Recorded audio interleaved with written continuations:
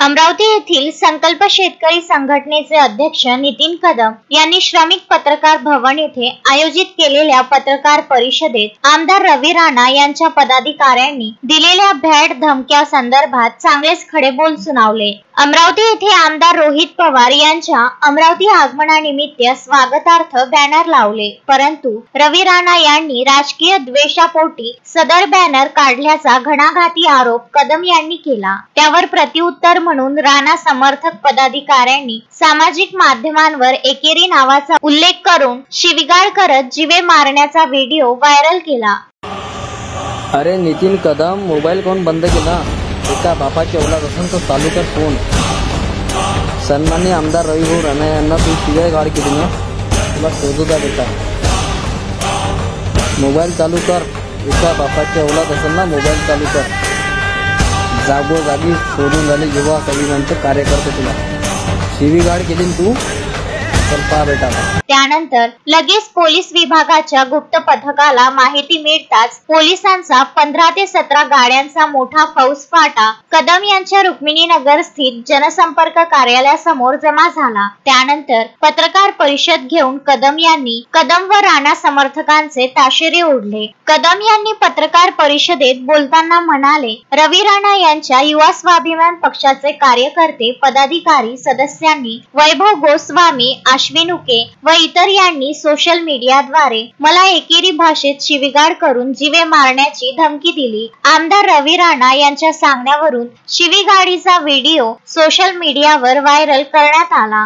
आमदार रवी राणा यांनी छुप्या पद्धतीने आमदार रोहित पवार यांच्या आगमनार्थ स्वागतासाठी जे फ्लेक्स लावले होते ते मनपा अमरावती तर्फे काढण्यात आले। 26 ऑगस्ट रोजी झालेल्या शक्ती प्रदर्शनामुळे व रोहित पवार यांच्या भव्य स्वागत सभेमुळे राणांनी काही पिल्लावर सोशल मीडियावर भुंकायला सोडली, पण मी घाबरणाऱ्या मधून नाही, आम्ही पण जशास तसं उत्तर देऊ शकतो। युवा स्वाभिमानचे रवी राणा व त्यांच्या कार्यकर्त्यांची हुकुमशाही पद्धतीची मुजोरी आता सर्व जनतेच्या लक्षात आली। येत्या विधानसभेत त्यांचा पराजय अटळ आहे हे त्यांनाही कळून चुकले आहे। बडनेरा विधानसभा मतदारसंघात त्यांचा होणारा पराजय बघून ते गोंधळून गेले आहे, त्यामुळे काय करावं त्यांचं त्यांनाच भान नाही। गेल्या 15 वर्षात बडनेरा विधानसभा मतदारसंघ संपूर्णतः भकास करून टाकला। यांना फक्त बेताल वक्तव्य करून राष्ट्रीय व राज्याच्या राजकारणात हस्तक्षेप करून शहर कसे धार्मिक द्वेषात पसरवायचे व त्यावर आपली राजकीय पोळी भाजायची एवढंच राणांना जमते, असे कदम म्हणाले। पत्रकार परिषदेनंतर पोलीस आयुक्तालय, फ्रेजरपुरा पोलीस ठाणे, त्याचप्रमाणे राजापेठ पोलीस स्टेशन येथे कदम यांनी आमदार रवी राणा व त्यांच्या भ्याड धमक्या पोस्ट करणाऱ्या कार्यकर्त्यांविरोधात रीतसर तक्रार दाखल करून तातडीने कार्यवाही करण्याची मागणी नितीन कदम यांनी केली। यावेळी संकल्प शेतकरी संघटनेचे शेकडो सदस्य व पदाधिकारी उपस्थित होते। 24 ऑगस्ट रोजी राष्ट्रवादी शरदचंद्र पवार पक्षाचे रोहित दादा पवार यांचं अंबानगरीमध्ये आगमन झालेलं होतं। त्याबद्दल आम्ही नवादी चौक येथे स्वागत समारोह ठेवला होता आणि जाधव पॅलेसमध्ये एक कार्यक्रम ठेवला होता, आढावा बैठक म्हणून। त्यांच्या स्वागतासाठी आम्ही जे बॅनर पोस्टर लावले होते, सकाळपासून युवा स्वाभिमान त्या कार्यकर्त्यांनी ते बॅनर पोस्टर फाडले। अतिक्रमणवाल्यांना आमदार रवी राणा यांनी दमदमाटी करून नितीन कदमचे बॅनर बडनेरा मतदारसंघात दिसले नाही पाहिजे अशी दमदमाटी केली यांनी। आणि हद्द तेवढी झाली का दादा काल म्हणजे जीवे मारण्याची धमक दिली आमदार रवी राणा यांनी। त्यांच्या कार्यकर्त्यांचे जे व्हिडिओ पण आहे आमच्याजवळ सगळे आलेले, हा व्हिडिओ आहे त्यांचा।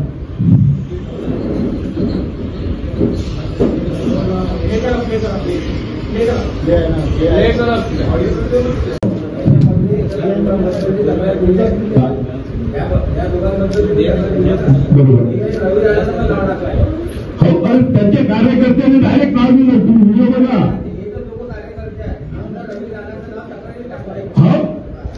जर माझ्यावर काही कमी जास्त घडलं माझ्यावर तर आमदार रवी राणा पहिला आरोपी राहील त्याच्यामध्ये।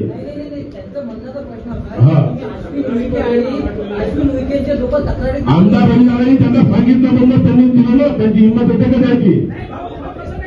माझा आरोप आहे त्यांच्यावर. हो प्रॉब्लेम होता माझ्याकडनं फिजिकल कंप्लेंट आहे किंवा तेव्हा एक प्रॉब्लेम झाला होता. नाही तर तुम्ही पण वाट बघून आले तर त्या कारणावर हे केलं. त्याचं नाव आहे देव कशाचं जे आहे ती वास्तविकता तुम्ही पण पाहिली, सगळ्यांनीच पाहिली आहे. काल काय प्रकार झाला सगळ्यांनी बघितला.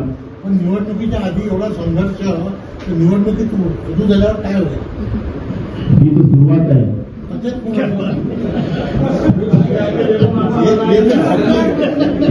ये झाकी आहे, पिक्चर अभी बाकी आहे.